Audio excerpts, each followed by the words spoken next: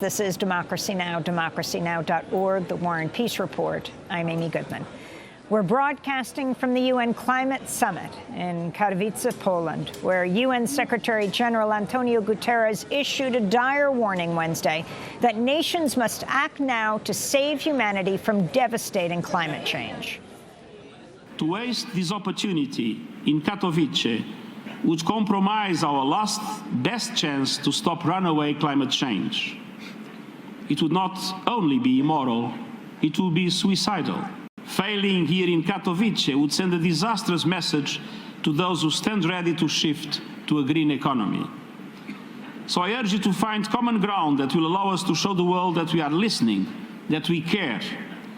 Developed countries must scale up their contributions to jointly mobilize $100 billion annually by 2020. Despite this call to action, talks here in Katowice have been hindered by the United States and the world's other biggest polluters, who are promoting fossil fuels and focusing on reducing emissions in developing countries, but not their own. Talks are supposed to conclude on Friday, but negotiators have expressed little hope in meeting that deadline. Meanwhile, climate experts warn inaction on global warming will devastate developing nations that are the most affected by climate change but have done the least to cause it. Well, for more, we're joined by Mina Rahman. She's coordinator of the Climate Change Program at Third World Network and is honorary secretary of Friends of Earth Malaysia. Welcome to Democracy Now!, Mina. It's great to have you with us. Can you talk about the progress in the talks, in these summits, and who you feel is getting in the way of where you want these talks to be? Well, I think we are acting far too slowly. Those of us who were in Paris wanted movement much faster. And we are here negotiating guidelines to implement the Paris Agreement. And here what we see, unfortunately, is the United States, which has announced that it has no intention to be a party to the Paris Agreement, negotiating the rules for implementation. So it's really hypocritical that the United States is here negotiating in what I would characterize as bad faith. And the reason why I say this is that the deal was already done. The political deal was done in 2015. Here, the governments are supposed to help each other implement the agreement that was achieved. Now, what you see the United States do is to renegotiate the Paris Agreement. It's seeking to dilute further what was a very delicate treaty that was concluded. Can you explain what the U.S. is doing here? Trump has said that the U.S. is pulling out. He's pulling the U.S. out of the agreement, although it takes a few years to do that. Yeah. And yet they clearly are behind the scenes here in force, beginning with, and this wasn't behind the scenes, working with Saudi Arabia, their close ally, despite what it's done in Yemen, despite its dismemberment of a Washington Post columnist, Jamal Khashoggi, working hand in hand with Saudi Arabia to undercut the UN's Nobel Peace Prize winning scientific body, the IPCC, and their new report on the devastating effects of climate change. Well, the U.S. has very clearly said in Songdo, when the IPCC report was adopted, that it doesn't agree with the scientific findings.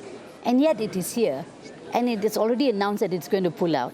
And yet it's negotiating. So the confusion for us is, what is the U.S. up to? And what it's trying to do here is that to deny those countries who are asking for climate finance, where under the Paris Agreement, it was already agreed that climate finance will be provided. So they come here and they say, we are not willing to commit to any new discussion on finance if the donor base is not widened. So this is renegotiating. I think what they mean is that if China doesn't come on board, the US is not willing to put any money on the table. But it's not even clear whether the US will do anything at all because it is a climate denier. So what we worry is for those nations who have already put their climate actions on the table as to what they would do, when the Paris Agreement kicks off in 2020, post-2020, and they very clearly indicated that we can do more, but we will need technology transfer, we would need finance. But these are non-negotiable as far as the US is concerned. So there's no money on the table, no indication of any discussion for new money. There is no commitment to discuss real technology transfer. What do you mean by technology transfer? Well, it means that this is a global problem. Developing countries would need to transition from dependence on fossil fuels to a low carbon future. Now, in order to do that, they will have to shift dramatically and not repeat the mistakes of the developed world. So in order to do that, we need renewable energies of massive scales. We need all the technologies that are environmentally sound, that are able to allow the developing countries to move from fossil fuel dependence to non-fossil fuel dependence. Meena, can you talk about what survival emissions are? Yeah, for the poor of the world who had no contribution to emissions, for instance, large amounts of people in India are denied any access to energy. Now, they are being told that they have to reduce their carbon emissions. Now, these are people who emit nothing. They have to survive. They have to eat. They have to go to school. They have to have healthcare. But all this is not possible because they don't have access to energy. Now, we are saying that these people who have very little contribution to any emissions, they are being asked to contribute to reducing emissions. I mean, it's hypocritical because the United States does not want to acknowledge that it is the largest historical emitter in the world. Now, you don't have enough carbon space to allow countries like the United States to continue to emit. You need the survival emissions for people who actually are able to transition and develop. And this is what the big fight is about. What's a comparison of what a U.S. citizen expends in using emissions versus people in India, for example, or in the developing world? Well, you know, all the cars and the gasoline. How much bigger is the carbon footprint? Well, I don't know the latest numbers, but I know for a fact that the U.S. per capita emissions is something like 24 tons or so, and you have countries like India who are less than 1. So you see the scale is massively different, and so you do need to, the poor, this is like and you're not talking about the whole population of India, you're talking about the poor I'm talking in about India the poor, and other the large countries. numbers of poor in India who actually have very little to live on. And so you see, if you want to limit temperature rise, there is a finite carbon space that is left. So for countries like the United States, who have grown wealthy due to their emissions, without any constraint on their carbon, they have become wealthy. And for the poor, who remain poor, and for them you say, no, you cannot emit and you can't have any alternative. You are condemning these people to poverty, condemning them even to death, actually. So this is why what we say is the climate problem has to be addressed in a differentiated manner. Those with greater historical responsibility must act. What role is China playing? China is playing a very constructive role. It's the largest constructive role. polluter now, is that right? Yes, it is. As opposed to the U.S. being the largest historical. Correct. But if you take per capita emissions, China is still much, much, much lesser than the United States. So this is why you do need to acknowledge that you cannot treat all people in the same way, because this is where the common but differentiated responsibility from Rio. You remember when George Bush, when in 1992 he said that the lifestyles of the Americans are not up for negotiations. George H.W. Bush, who just died. What you have to remember is there is finite resources. The rich cannot continue to take and take. And so if you remember what Gandhi said, if we all follow the American lifestyle, we will need another 6 planets. And so this is not how the future of the world should be. So the poor have to be able to survive. They have to be enabled to move to a transition in a way that doesn't replicate the lifestyle of the Americans. Meena Raman, you've said that approaches such as carbon markets are rooted in colonialism and environmental racism. What do you mean by that?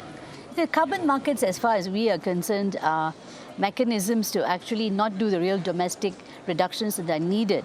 What are carbon markets? Well, these are just markets which trade in carbon, where they believe that, like for instance in Malaysia, we are a massive forest country, and so there are companies that go around our part of the world and saying that the more that you protect the forest, those credits that allow the saving of the carbon dioxide, we will quantify them, and then we will trade them in the international market so that you will get money for them. And the offsets, the reductions that we do, will count to the domestic reductions of the developed countries. So what they're actually telling us is, we will pay you cheaply to do the emissions reductions for us, and the developed world doesn't have to do the domestic reductions that they have to do. So this is actually not the solution. The solution is everyone has to decarbonize. Finally, what needs to come out of these talks? Well, we must have rules that are fair and just. For instance, the Paris Agreement cannot just be about reporting. The United States just wants everyone to report better in terms of what actions they are doing. But what we actually need to do is to see finance on the table, real commitment to deliver on finance. For instance, the Green Climate Fund is in need of massive replenishment. The United States pledged $3 billion initially under the Obama administration. Only $1 billion is there. The $2 billion that was committed under the Obama administration is no longer there. So developing countries are looking at the Green Climate Fund to deliver on the kind of actions that they need to do. So if the Green Climate Fund is a vehicle for undertaking the transformation in developing countries, then massive replenishment of resources has to happen now, has to happen today. The other thing that has to happen is basically the technology that needs to be transferred. Here, what the United States says is that technology is in the hands of the private sector, so it's a commercial venture. This is not about a commercial venture. This is a global problem, and so we need affordable, accessible technologies so that developing countries don't have to go in the same pathway as the developed world. So the United States is halting progress on all this, and it's a climate denier, and it's preventing those who want to do action from taking action. Meena Raman, I want to thank you very much for being with us. Meena Raman is the coordinator of the Climate Change Program at Third World Network, and she's the honorary secretary of Friends of the Earth Malaysia.